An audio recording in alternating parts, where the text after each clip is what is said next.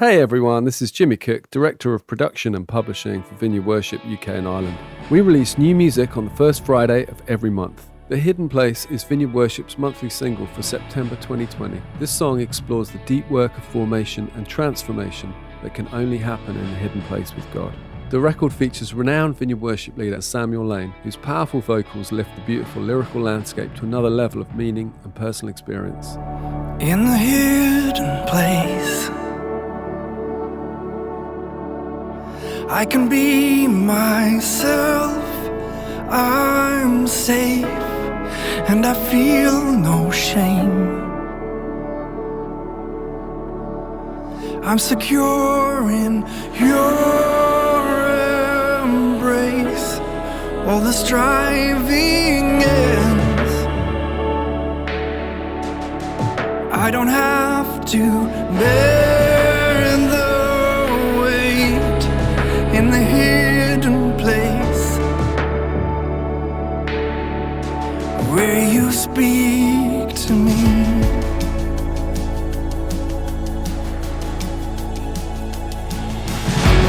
I hear you calling out my name, calling out my name. I'm ready to follow you in faith, follow you in faith. I hear you calling out my name, calling out my name. And I'm ready to follow you in faith, to follow you in faith. Yes, have your way. God, have your way.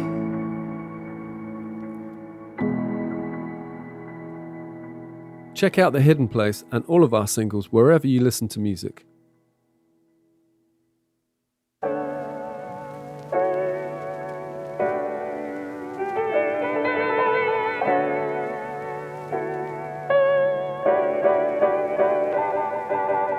The global conference that happened in 2015, right? So it was just like a huge thing for us. Getting there and the first worship set started in Swahili. It's like, what in the world? It's just mind-blowing, right? I mean, we were there and we felt like so small, man. Like we're just like this really tiny part in the kingdom of God, right? So, and being able to listening to songs in Swahili and Korean and Portuguese and Spanish and English, dude, it just felt like a starter, you know, like an appetizer for what's gonna happen for eternity, right?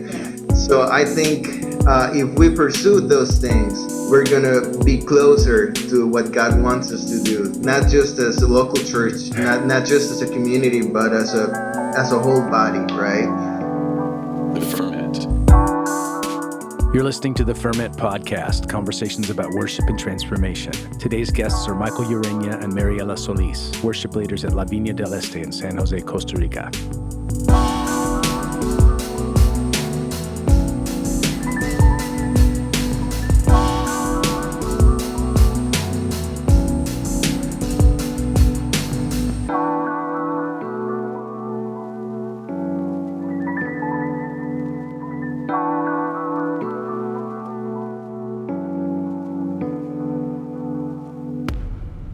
Peace. All right, everybody. Welcome to the Ferment podcast. I am Adam Russell. I'm your host. And today I have guests not from the United States, but from Costa Rica. What up, Michael? What up, Mariella? How are you? Hi. We're good. Oh, it's so good to have you all. Yeah, nice to be here. Actually, we're thrilled to be here. Yes. Yeah. Well, it's good to see your faces this morning. It's good to hear your voices, and it's good to share this moment with you. As I was telling you a second ago, kind of off mic, one of the things I'm wanting to do in the next few months is just have more people from what we might call our Vineyard Global Family. And Oh, there's a dog. Yeah. We have 3 dogs. Okay, so tell me, what kind of dogs do you have? We have 2 French poodles. Yeah? Their names are Happy and Aslan, Yes. like the lion of Narnia. Yeah. And we have another one. I don't know how to say that in English, but he's like adopted from the streets. Yeah. Yeah. Yeah, he's a little adoption guy. What's his name? His name is Ramon. Ramon. Oh, so Ramon. cool. You guys are dog parents. We Yeah. are dog parents because we don't have kids yet. That's Yeah, right. we actually have 3 dogs and 1 cat. Yeah. 3 dogs and 1 cat. Well, I'll just tell you, I have 4 kids and we have 1 dog, and I think the dog is more difficult than the kids. So if you're handling the dogs, you'll be pros with the kids. Yay! Thank you. There you go. No, but like I was saying, what I'm going to do for the next few months is just have a few more of our Vineyard Global family show up to just sort of tell their story and let us know what's happening in your corner of the world. So that's kind of what I want to do today, if that's all right with you. Okay, that's awesome. Yeah. Yeah, perfect. well, let's start here, because a lot of the people who listen to this podcast, I mean, really, they're all around the world. It's kind of a strange thing. This little podcast is like a global community, but most of the people who listen to the podcast are not from Costa Rica. So why don't you guys just tell us about Costa Rica? What do we need to know? Like, what is your vibe? Actually, we were telling Adam that we are at a beach house right now. So we are actually, I know you guys use yards. We use meters here. So we are 100 meters away from the beach, actually. So we're pretty close to it. Mhm. And we're like, maybe another 100 meters away from our most famous national park, Yeah. which is called Manuel Antonio. Yeah. So this is like, this has been a crazy time here since main income in Costa Rica comes from tourism. So the pandemic has been like really tough on these areas, right? So actually now, since the country is actually like lifting up the restrictions, so everyone actually it's a little bit different, because before a lot of people from all over the world used to come here, right? Now it's just national people making tourism. So it's actually pretty cool since we get to support our own people. So I think that's a great thing. But that's the thing about Costa Rica. So you can be up in the mountains in the early morning, and then by noon you can be just chilling at a beach. So it's like we're actually close to everything. Yes. And it's, roads had gotten better lately, but it's just like the thing. So whenever you want to go to the beach, you just grab your car and you just drive an hour, and then you're good. Yes. Yeah. So that's the thing about here. Yeah. Yeah. So part of what I'm hearing you say is there's something about Costa Rica that's adventure. Adventure. Totally. Yeah. Yeah. Totally. Actually, Mariella is more adventurous than I am. Okay. right? So Mariella, why don't you tell me about that? Okay, you can do here in Costa Rica, you can go to volcanoes, you can go canopying, you can surf, you can paddleboard, you can do skydive, Bungee jumping. bungee, everything. Okay, so Michael, you just said that Mariella is more adventurous than you. Mariella. Yeah, for sure. Yeah. So which of those things have you done, Mariella? I don't know. Yesterday I did paddleboard. Okay, there you go. But I've never done like things that I want, like skydive or bungee. I've never done bungee. I've done canopy Yeah. and stuff like that. Yeah. And by canopy, you mean like the ropes up in the canopy of the trees. Yeah. That's Zip lines, yeah. nice. Amazing. Because Costa Rica has like a real rainforest, right? Yeah, totally. Exactly. Yeah. We have beaches and rainforests and a lot of animals and insects and birds. Yeah. Yeah, it's beautiful. Our little country is really beautiful. Yeah, I mean, I'll just tell you from my American perspective, and also from my perspective of being someone who's seen maybe like Costa Rica on TV, but I haven't been there. But You have to. at least in my imagination, when I think of Costa Rica, I think of, and of course, I'm just thinking of vacation stuff, right? Because that's what I see. But I do think of like a treehouse in like the jungle with a beach and surf. That's, Yeah. I mean, I know that that's not what Costa Rica is totally, but that's what I have in my brain. Well, you just described the Caribbean part. The Caribbean looks just like that. Amazing. Well, I'm thankful for you just to be here and just to share some of like the spirit of your country and what God is doing. I guess I just want to start here. Did you guys both grow up in Costa Rica? Did you live your whole life in Costa Rica? Talk to me about that. Yeah, I was born here and I have lived all my life here in Costa Rica. But you? Yeah, born and raised, but actually for a couple of years I lived in the States. I lived in a city called El Monte in Los Angeles for a couple of years when I went to music school there. But that was pretty much it. What was it? 2010, I think. And then I graduated and came back to Costa Rica to finish my engineering degree. But that was it. So that was a little break. Yeah. Okay. So you said you went to music school. What kind of stuff were you studying? The school is called Los Angeles College for Music something. They changed the name a little while ago. Mm-hmm. So it's mainly a jazz school. So you get through 6 quarters in that specific program that I was in. So you get jazz lessons from day one, and then you go throughout the whole range of music styles, like rock, funk, and Afro-Cuban, Brazilian, and all this crazy stuff. So it was actually pretty nice. You get to play every day with actual players.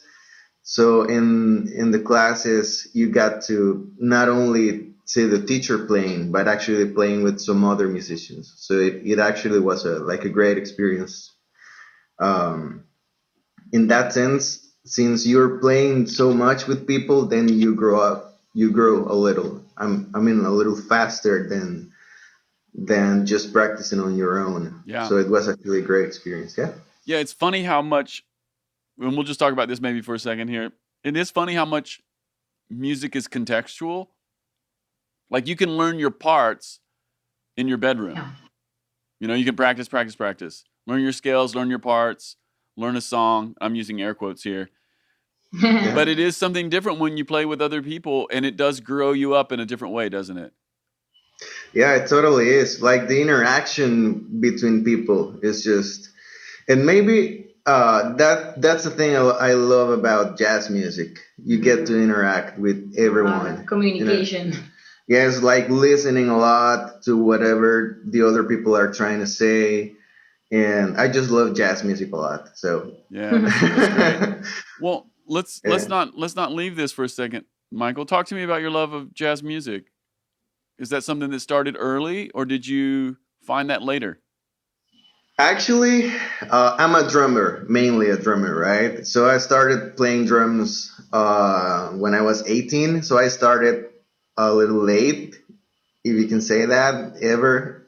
Because I don't think starting music at any age is starting late. But if you want to do it in a professional level, so it might be kind of late, right? So I started when I was 18, and then I just knew that 2 things I wanted to do in my whole life was like doing, like theology studies and music studies. So that was pretty much what I wanted. So I finally got a scholarship to go to the US. Then I went. And then when I came back, it was kind of sad because nobody knew who I was, right? So because I have never played outside church. So I started trying to get gigs, and it got pretty awful at some point. So I was you could just find me like, like sitting down in the floor in my bedroom crying just because I couldn't, like play with people, as we were saying. So in the end, I got some like pretty interesting gigs, like fusion bands and kind of stuff. I actually recorded a couple of jazz albums here in Costa Rica. So the jazz scene is not that big. It's getting kind of bigger since lots of players from outside are coming here, from Europe and from the States. And actually, the jazz scene might be bigger in the touristic areas, actually. So it's kind of fun. Yeah, that would make sense. So most of my jazz gigs are outside San Jose, which is kind of fun. So you get to San Jose is like the city, if you could say that. City in Costa Rica. Yeah, and you're using air quotes. Yeah. Yeah. So it's actually kind of cool. It's like that thing you would. I always say this, like every time I get a jazz gig is like a gift from God to me, right? Because doing worship music is awesome, and I love it because I'm doing it for God. And even though when I play jazz, I'm doing it for God, somehow like being able to express myself more freely, I feel it's like just a gift of God telling me like, just enjoy this moment, just say what you want to say, express it however you want to express it. Because in church, you have to be a little more, so you cannot be all over the place, right? You cannot be improvising every second. And that's a good thing. But in this stuff, it's just like, just say whatever you want to say, right? And I remember this specific time at school in the States when I was playing, we were playing a Pat Metheny tune. So nothing to do with worship, right? The tune is actually called Change of Heart. And somehow, when I got to play that song with the players that were in the room, I just felt like actually dedicating the song to God in some weird way. So after I finished, everyone was like, and they just started asking me like, dude, what just happened? Right? And I was like, dude, I don't know. It was like way different playing jazz music for God than only for myself. So I'm not the greatest player, but that day specifically, it just marked my heart in the sense that even playing jazz music, I can be worshiping. So it was like really a great experience from that day on. And every time I get to do a jazz gig, even though I get to express myself freely in a broader sense, I'm still trying to worship. And I think that's why some people call me to do it, just because they see how much I enjoy doing it. Because here there are great players, and I'm not trying to think less of myself, but in that sense, I think people just like people who enjoy doing music, and I think that's a good thing. Yeah, I love that. Beautiful story. I love that jazz is such a conversation. I think all music is. All music is communication of some sort. Even worship, it's a way for a church, the body of Christ, to communicate something to God and for God to communicate something to his people. But then even at a much more basic human level, all music is communicating. But there's something particular about jazz, isn't there? Because it's that weird combination of improvisation and then back to the theme. Improvisation, back to the theme. Piano, you go, you take a turn, now we come back.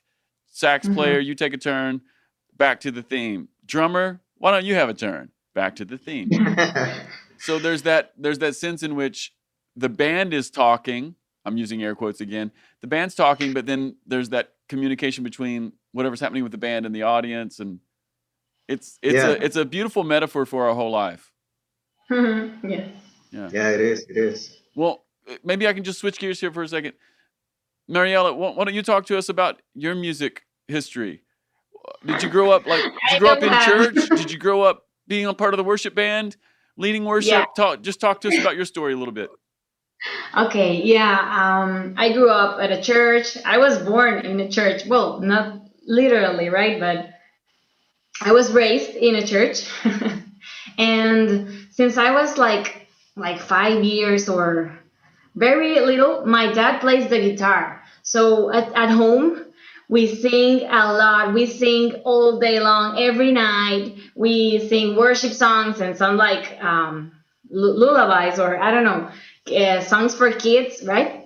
So I grew up singing and with music. My house was all about music. In the car, we were all the time singing, all my family, right? So I love to sing, and I wasn't like that bad. Everybody at school, when you have to sing like the national anthem and those things, I was the girl that always sings at everything, right? And then I was grown in a Baptist church, so you have to get baptized if you want to serve or if you want to do anything, right? So when I was 12, I got baptized because I really wanted to sing in the choir and I want to be in the band. So I got baptized and then I started singing at 12. And then I was there like for 5 years singing, how do you say, like in the back, because I was really small, right? Really young. And when I was 17, I become in charge of the band. There was some guys, like some missionaries from Mexico, and they trained us and they helped us to get like a bigger band. So when they have to left, they said, okay, Mariela is going to be in charge from now on. And I was just 17, right? So yeah, I was there in that church like from 17 to 20. When I got 20, we go to the vineyard, and then since that moment, I've been in the vineyard singing. And well, I've had some singing lessons, but like privately, right, with some private teacher, that I've never studied like in a formal way. Yeah, man, what a great story. Some of it is very similar to my own in terms of just growing up being a musician or something. My story is in high school, we all had bands and we all played music.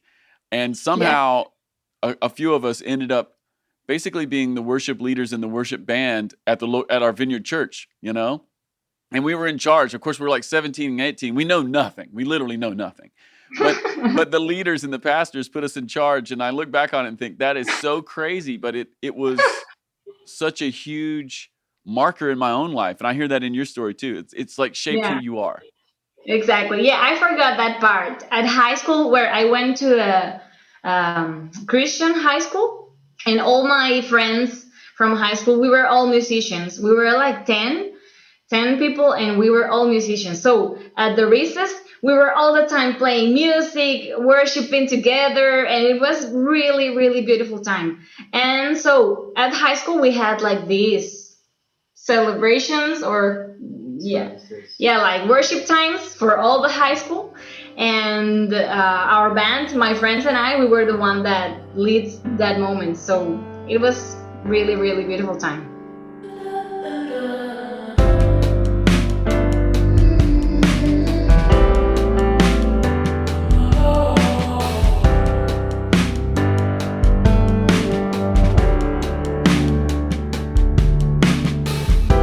Hi everybody, this is Naomi Lada with the Vineyard School of Worship, and I would like to personally invite you to Thrive, an all-ages worship leader training happening online this October.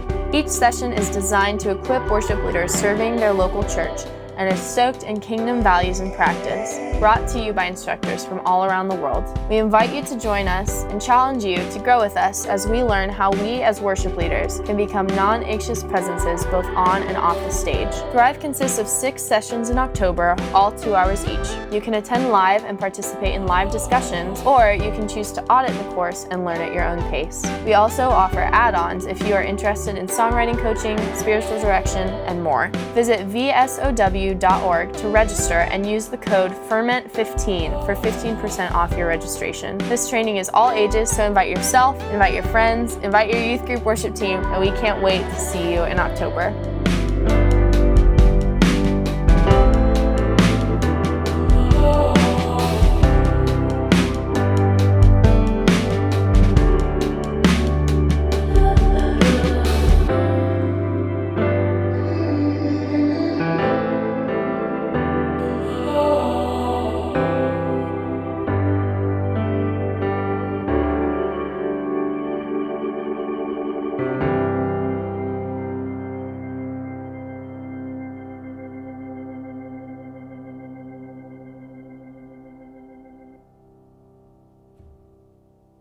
Oh, that's great.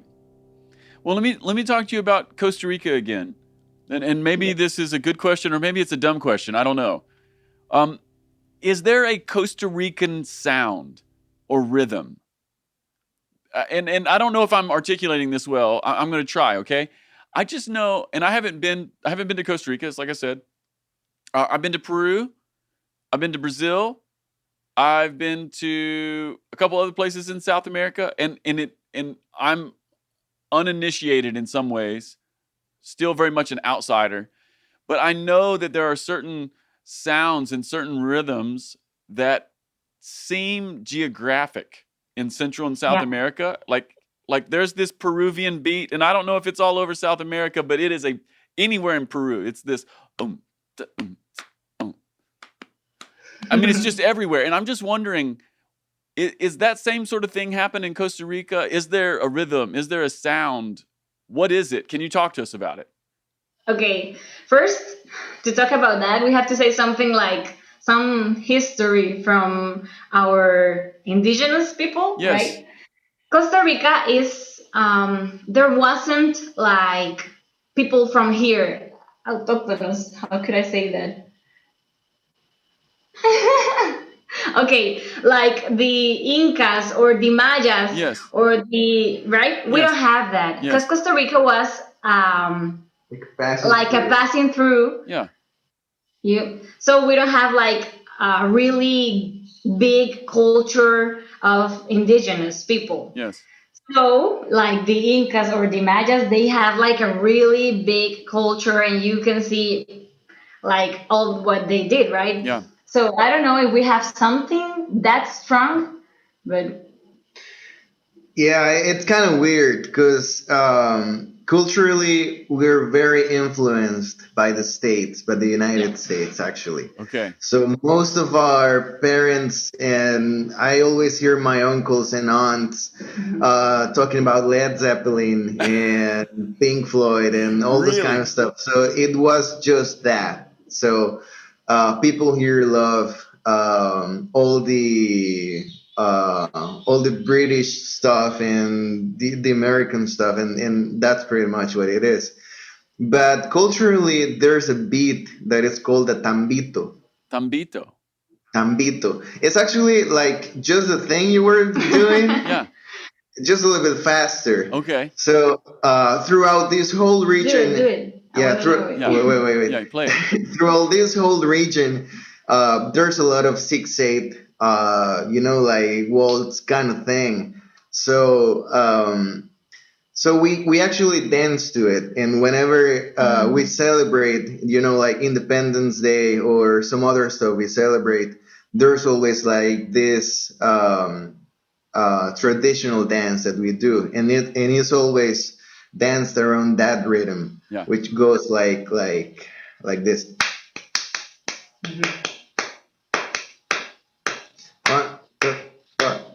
I can dance. Yeah. So it goes kind of like that. It's just like a 3-against-2 kind of thing in a 6/8 sense, Yes. right? For whoever knows what I'm talking about, that's what it is. But it just feels like that, like tack, tack, tack, tack, tack, because kind of like that. Yeah, but I did hear that it was a little quicker, and there was a bit more push to it. Yeah. So actually, our traditional or our most traditional instrument would be the marimba. Yeah. You know, like the like the xylophone rhythm. Yeah. the wooden xylophone. Yeah, something like that. No, hey, Dan, do you play that? No, actually, no, man. I always wanted to. Okay. Well, hey, Michael, you said a few moments ago, it's never too late, right? It's never too late to start. It's true. Yeah, that's good. That's good. Well, I'm always interested in that because I wonder. I'm always just very interested in where does our music come from, and what are the rhythms or the melodies that sort of inform our cultural story, and what are the things that we're bringing forward. Yeah, actually, I think there's a huge thing here with that, with music styles and music stuff. Traditionally, churches, like evangelical churches here, mainly everyone is like very, very conservative, right? So salsa dancing and merengue dancing and all that kind of stuff is actually related always to the devil, and it's a bad thing, and so it's just not culturally. It's kind of like a thing you do when you want to go and behave in a badly way, right? So go to clubs and get drunk and dance with like people you just met and kind of stuff like that. So it was like a really nice thing. Actually, in the last Vineyard School of Worship session we did in the summer, I was talking about it with some people, and then one of the girls said to me, like, man, maybe it's time for the church to claim those rhythms for God. Nice. Right? So all music can be done for God, right? So it was like, it just struck my heart. Well, like a thing, especially in my house or in my family, my parents, they were raised in that sense, like dancing is wrong, dancing is not good, salsa is bad, like, so whenever we went to our family gatherings or, birthday parties, when dancing started, we always left, So it was kind of a funny thing if you think about it, because when I got to the States, everyone was like, dude, you're Latin, dance. That's right. And I was like, dude, I don't know how to dance. Yeah. What's that? Well, so I had European people teaching me how to dance salsa, man. Shame on you. Oh my word. Oh my word. Well, and then I guess if I could just ask another question really related to that, and maybe I'm wrong here, so set me straight, feel free. But I'm wondering too well, let me just frame it this way. Some of what you're explaining is pretty similar to the way that some of the church, particularly here in the American South, approaches things like music or dancing. So it would be pretty normal here in the American South, especially among Southern Baptists or some of the other denominations like that, for there to be a prohibition against dancing. Or like the Holiness Pentecostals, they would definitely draw a hard line with certain kinds of music and with dancing, and it's connected, just like you said, it's connected to the devil, or it's connected to a worldly lifestyle. And I'm just wondering if there are some of those resonances in your country, and I'm wondering if they're connected. I guess that's my question. Is this something that naturally happened in Costa Rica, or was this like European missionaries came and taught a form of religious expression, and part of what your culture picked up, at least in the church, was we can't do salsa, that's not okay, and we can't do merengue, that's not okay, and we can't really do this, that's not okay, because it's, it's prohibited, not just here, but back where it came from. Actually, you're right. Yeah. Not European missionaries, but American missionaries. Well, I said European, but what I meant was American. That's my mistake. Yeah. European, they brought Catholicism, and Yeah. Americans brought Christianism. Yeah, like denominations. Yeah, I was not being precise in my language. I just meant non-Latin. My brain just kind of fritzed out there. That's okay. Yeah. But it's actually true. Yeah. Around the 80s, lots of missionaries from all over came here. And that's when the most conservative church started. Mm-hmm. Actually, my parents were raised in that church culture.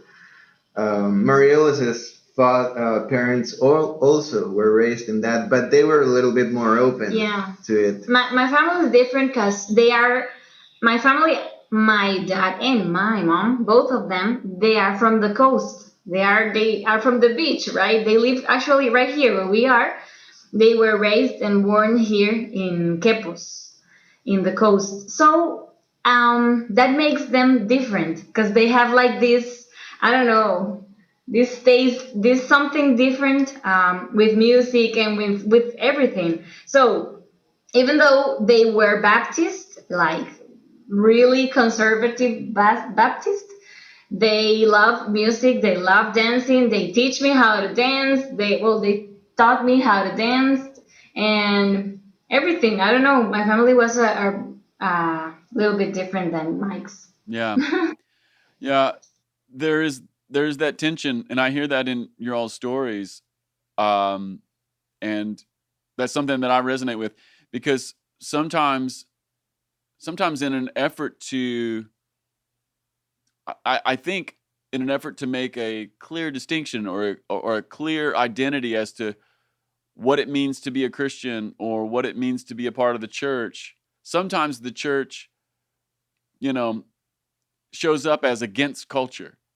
And then we end up deleting things that might be, God's image appearing in people or groups, and sometimes we prohibit things that maybe God is not prohibiting or frowning on things that maybe God isn't frowning on.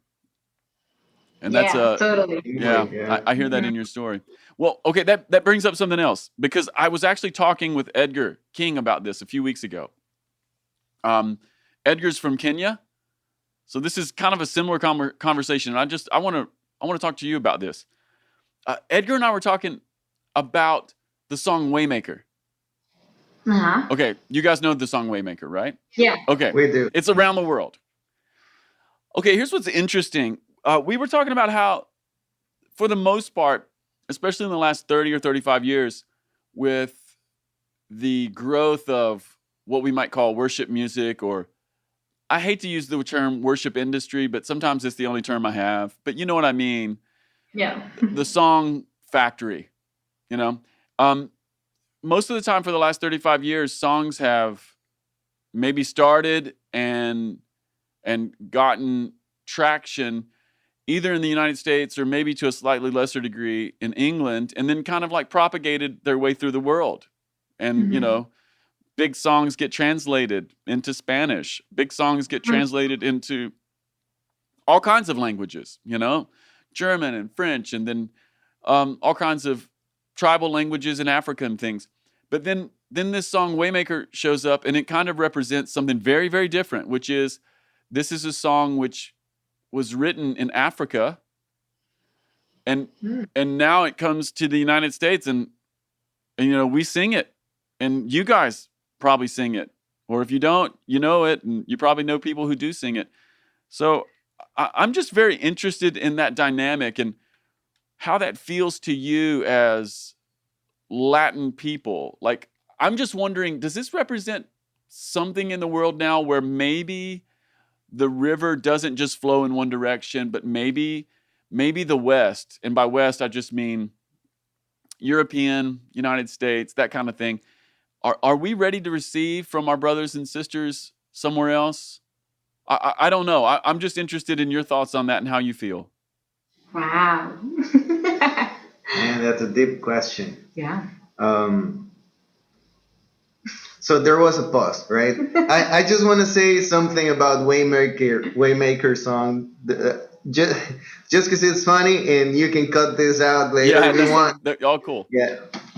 About Waymaker, the bridge goes like, even when I don't see you, you're working, or something like that, right?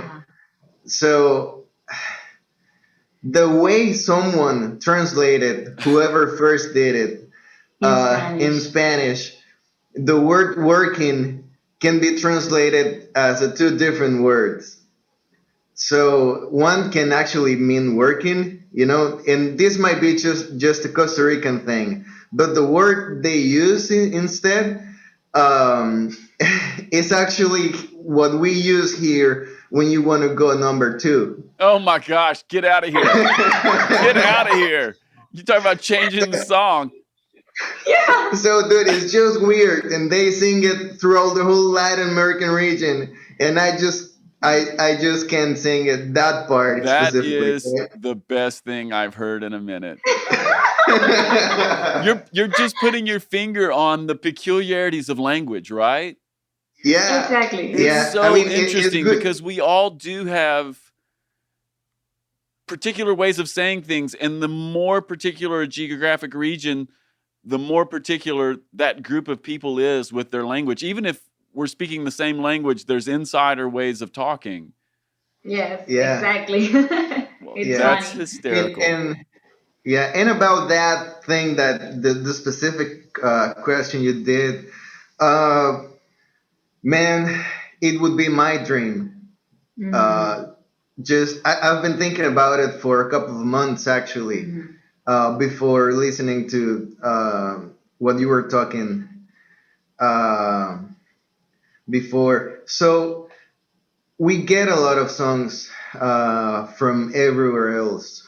But since we got to the Vineyard, we were like really encouraged to write songs and write stuff from our hearts. In our language. Yeah, in our own language. So there was this time Jeremy Riddle came here, and he said, like, you guys have a beautiful language. Why don't you guys write songs from your heart instead of just translating whatever we do? So from that point on, it's just like a thing we want to do every time, right? So we got to be careful about it, because sometimes you just want to go like to, how do I say this? Like, there's like the effortless songwriting thing, and there's like this like really brainy, like digging up what's in your heart. So as a Vineyard Church, we try to do it just from whatever overflows from your heart. So if it overflows from your heart, then that means that God is actually working with you in that topic or area or whatever, and then you get to write about it.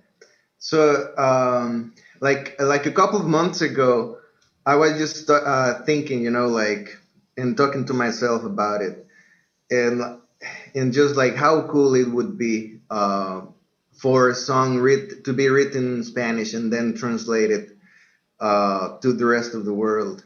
And I'm sure there have been cases. I don't know of any yet, but I don't know. There's been a few pop songs. There's been a few pop songs. Yeah, probably, yeah. Yeah, so, but not many. But not even on that, right? Not many pop songs. Yeah, when we the first time we listened to God of Rest,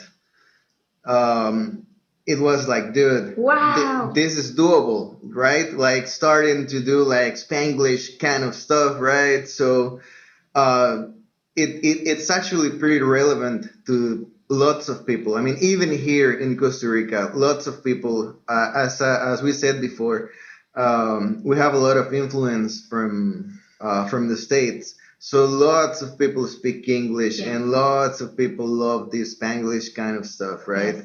So God of Rest has been a kind of a hit, at least in our local church, especially with the youth, right? So, and it's just a beautiful song, right? But I want to get into a specific thing, and I don't mean to be disrespectful or anything. No, of course not. So it's just my perspective, my own personal perspective. I'm not speaking for everyone else. I'm just speaking for myself. But since one of our values as a worship community is humility, right? So we say there's hunger, and there's the human side, and there's The 4 H's. humility. Yeah. Yeah, that's right. Mike O'Brien, Casey Coram, 4 H's. Yeah, and we're at home, right? But in the humility part, somehow we always have this feeling, and we have we just think less of ourselves, right? And how superior the American culture is to ours. Yes. So there's an easy flow of songs, like going from the States down here, but it is not. I mean, we don't feel like it would be ever possible for a song to go up from here, right? And I don't mean this as you guys are not humble, right? But it's just like general feeling that whatever we do is not as good as what you guys do, right? And I mean this in the most respectful way, as I said, right? So we have this perception that, dude, these people are never going to listen to it. These people are never going to be interested.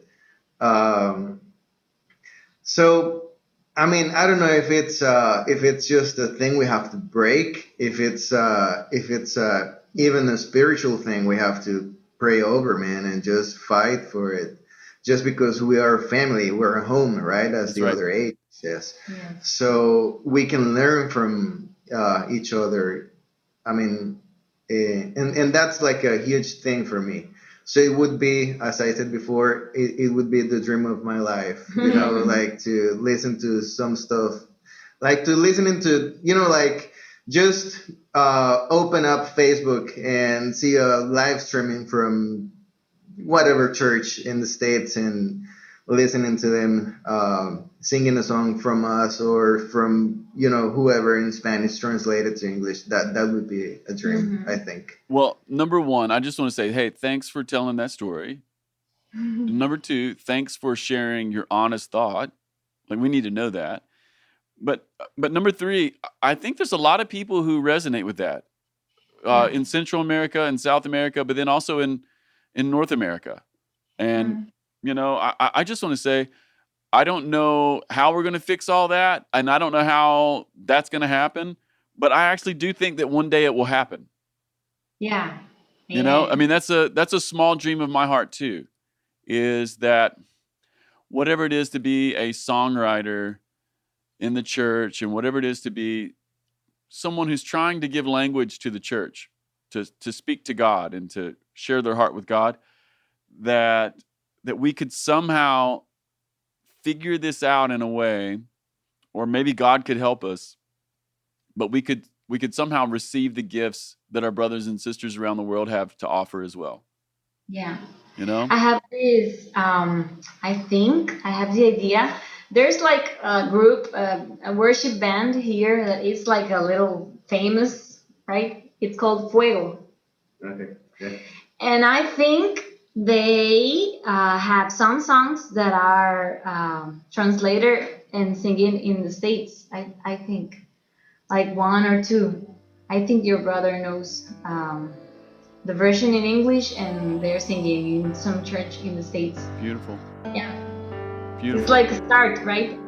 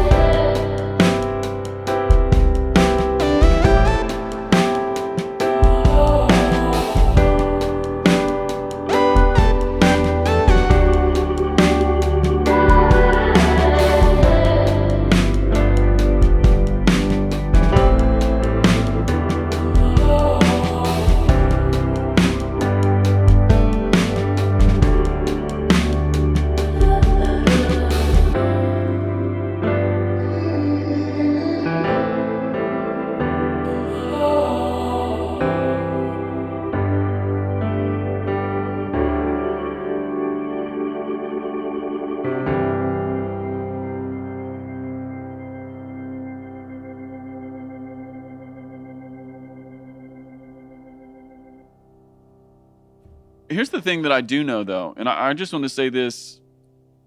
I mean, we're friends, but I'm putting on a hat right now. I'm putting on my little fake hat. I'm putting on my little Vineyard Worship hat. You know, one of the things that we do know, there's a lot that we don't know. So, and this is really the conversation I wanted to have with you guys. There's so many things we don't know. I don't know how to necessarily get songs going in both directions. I want that to happen. I have some ideas, you know, but I do know this, that even from our side here in the States, in Vineyard Worship, we know this is important, and we know that the future is this, I think the future is going to be this multilingual, Spanglish, bilingual songs that are like two languages in the same song. You know, God of Rest is one example. Tina has another one coming out in October that we just finished, and it's much more upbeat, and it has like Latin horns in it and stuff. It's insanely fun, right? But we know that the future is like, it's going to be cultures colliding. That's what the future is, you know. And I'm speaking here like in the United States, but then globally around the world, you know, everywhere I go, I just see so many different kinds of people. Like a couple of years ago, I was in Denmark, and everybody's like really tall and blonde, you know. But even in Denmark, there were all of these other cultures that were there. There were all these people from the Middle East. I did not expect to see this. You know, I'm in Copenhagen, and I'm eating kebabs from these guys who are legitimately from the Middle East. So I know the future is that. And I think that's why these conversations we're having are really important, because I don't know necessarily the perfect path to get us to where you and I want to go, but at least we know what the future is. Yes, exactly. I was going to say that. I mean, we have that perception, but I know that in the Vineyard family, we are conscious about that, and we are intentional to break those things. Yeah. And that makes me really happy to be part of this family, right? Yeah. Where we're like trying how to get to that future that we know. Yeah. Yeah, we know that. And I just want to tell you guys as well, I know that at Vineyard Worship, and again, I'm kind of like speaking here as, you know, Vineyard Worship guy from the United States. I know we've done a lot of stuff that was good, and I know we've done a lot of stuff that like totally missed the mark and didn't do the thing, or maybe overlooked key people. And you know, more than just saying an apology, I just want to say, you know, we're aware, and we're just trying to say, we know what the future, I know what the future is. Like, we just need to be connected. I know that's it. I know that is the future. And goodness gracious, I'm glad you guys are in this with us. Yes, that's true. I also want to say this. I want to say that it's really important that our Latin brothers and sisters are writing music. And Michael, you mentioned that a minute ago, and I just want to say, you know, thumbs up. Let's please keep doing that. We will. Actually, we talked about the global conference that happened in 2015, right? So it was just like a huge thing for us, like getting there, and the first worship set started in Swahili. It's like, what in the world? It's just mind blowing, right? I mean, we were there, and we were. We felt like so small, man. Like we're just like this really tiny part in the kingdom of God, right? So, and being able to listening to songs in Swahili and Korean and Portuguese and Spanish and English, dude, it just felt like a starter, you know, like an appetizer for what's going to happen for the eternity, right? Yeah. So I think if we pursue those things, we're going to be closer to what God wants us to do, not just as a local church, not just as a community, but as a whole body, right? Yeah. So I think this is amazing, and I love that we're talking about this, and I thank you for bringing up the subject. Yes. And I just want to share one more story bouncing off of that. I just so resonate with what you said there a moment ago, because I remember I was at that same conference, and my wife and I, we were at the, like, it was at Vineyard Columbus. We're at the very back, in the balcony, like maybe the last row. I can't even remember, but it felt like we were in the last row. And worship began, and I had my kids with me, and Edgar gets up and starts singing in Swahili, and I just, yes, it was like I felt so small and so connected, and I cried like I haven't cried in a long time, and I don't even know why. It was just so beautiful to hear this other thing happening. Yeah, it was amazing. Same. I just want to say same. Yeah, well, hey, maybe we're winding down here for this particular episode, but I just want to ask you a couple more questions, if that's okay. Yeah, perfect. Yeah, we've covered a lot of ground, but I just want to throw a really general question out to you. Is there anything else you want to share with our podcast community? We've got people listening from kind of everywhere. What's on your heart, maybe even these days, that you'd like to share with this group of people? Well, there's something that God's been like working in our hearts during this pandemic mode, right? Times. And it's that God is like knocking at the door of our hearts, right? And maybe, I don't know, I don't believe, or I'm not sure if God is the one that sends these illness and pandemic in these times, but I know that God can use everything, right? Even these times, these hard times, to get closer to us and to speak to us, to speak to our hearts. So I don't know, that's something that God's been working with us, that He wants us to spend these times that we are like a little bit more home, a little bit more or less occupied, right? Searching for His presence and spending more time with Him. Yeah, I don't know. That's something that God's been working with us. Yeah, it's like I say that God is actually like kind of like doing kind of a thing like jumping jacks kind of a thing, right? Like just waving at us and saying, "Hey guys, I'm here." Yeah. And to us, God has been like really making an emphasis in our devotional life, right? And how gathering as a local church is an amazing thing, and we get to worship together, and that's a huge thing.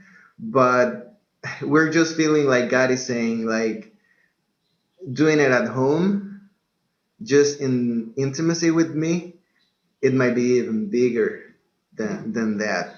So we're just like trying to encourage everyone to have a prayer life, to have a devotional life, to have times with God in the morning, in the evening. I don't know, man. Whenever just make the time to it. And to us, God took a lot of stuff away, especially the driving time. Because traffic in San Jose is horrible, man. I cannot even begin to explain that. So Mariella works across the city. So it takes her, and it used to take her like 2 hours every morning, and then back another 2 hours. Yeah. So now she has 4 more hours available in the day because she works from home, right? So what are we doing with that extra time God has given us? Are we just sitting down watching series and movies and social media stuff? And I don't mean any of that is bad, right? Right? But we're just out of focus somehow. And that's like a big thing. Like God saying, dude, church started in small groups, in homes. So just keep on doing that. Just keep on doing that. Just keep on doing that. And whenever, here in Costa Rica, the thing is pretty bad, actually. Borders are open and all of that. Lots of hotels and restaurants and all that. They're secure, but cases are going up, right? So churches are not gonna open until January, or I don't know, man. It's just, so are we as a church, are we as a body of Christ relying on our gatherings, or are we relying on that God is a personal God and He is there available for you 24/7 whenever you want to go and have a time with Him? So I think that's what we have been pursuing these times. Yeah, what I hear you saying is that there's still an opportunity. Yeah. Yes. Yeah, everything is not lost. It's a hard time, but everything's not lost. Yeah, I mean, we hate leading worship in an empty room, right? Yeah. It's not fun, man. It's just with a camera in front of you. So it's I mean, we get to worship God, and that's amazing. So I mean, one of my drum teachers, told me once, he's not even a believer, but he used to play at a church, and he said, dude, there's no greater purpose for music than playing it for someone you think it's bigger than you, right? So I think that's the greatest purpose of music, and we get to do it even though there's no one in the room. But I mean, God is always in the room, and since He is our only audience, that's how we say it here. He's also at your home. He is also in your bedroom. He is also, He is everywhere. Yeah. So He is your audience, and whenever you want to say something to Him, beautiful thing, just telling Him how beautiful He is or how good He is, then He is listening to it. That's beautiful. So I think we're called to be those kind of kingdom agents. I don't know how to say that. Every time, 24/7, not only in our gatherings, but yeah. Okay, let's shift gears here for a second. Second to last question. What's a perfect day? Wow. My wife. What? You said, what's a perfect thing? What's a perfect day? A perfect day. Thank you, baby. Yeah, that's good too. That's great. But what's a perfect day? Okay. Like if you get to call the shots, you're off. What's just a perfect day there in Costa Rica? Okay. For me, a perfect day would start with taking a walk outside with my dogs and Mike. Maybe get home and have a little breakfast. Pancakes. I love pancakes. Staying at my garden. I have a lot of plants. I love plants. And so taking care of them and spending time there. When I'm with my dogs or when I'm with my plants, I am with God. It's like time when I'm speaking with Him, and I'm like, so it's a really beautiful time for me. Yeah. I don't know, and maybe I don't know what else. Watch a little movie or something. Yeah, I love that. Mike, what's a perfect day, Mike? Perfect day for me. I love the mountain, so I would just say a cabin in the middle of the jungle, and just with laying down in a hammock, or that would be with a cup of coffee, of course. Okay, I'm sold. I'm coming to visit you now. Yay! See you tomorrow. Yeah. Beautiful. Well, hey, Kate, last question, and this is the question we're asking everybody this season of the podcast. And maybe you can go individually. That'd be good. Okay. I'd love to know, what's the dream of your heart? The dream of my heart has always been to serve God with my husband, singing and doing worship, taking care of people, and showing the love of God to everyone that gets in my way. I don't know. I want to go wherever God wants me to go. that's what I want to do. Yeah. Michael? Man, it's just a tough question. The dream of my life would be being at the end of it, at the end of my life, and just knowing that I did everything God asked me to do. And, just hear him say, like, a thing like the Bible says, like, my faithful servant, you've done well. Now come and rest with me. So that would be my dream, I think. That's a great one. Well done, good and faithful servant. I'm romantic that way. Yeah, that's good. That's good. Well, guys, thank you for sharing your morning with me. Thanks for getting up a little bit early. That's okay. It was really fun. Thank you. Yeah, and tell me the names of your dogs again. Okay, we have Happy, Happy, Ashton, and Ramon. Ramon, that's right. Well, hey, high fives to the dogs as well, okay? Okay, they were a part of our episode.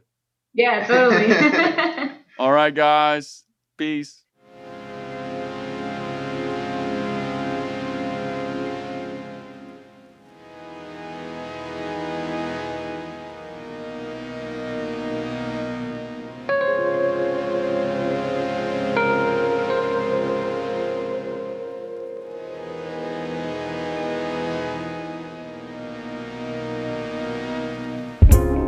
Hi everyone, this is Melissa Keller, Events Director for Vineyard Worship. If you've been enjoying the podcast, I've got a couple of ways you could really help us. First of all, review the podcast on iTunes or the podcast platform of your choice. This helps more people find us. Also, connect with us on social media, Instagram at the Ferment Podcast and Twitter at FermentCast. Thanks for listening. See you next time.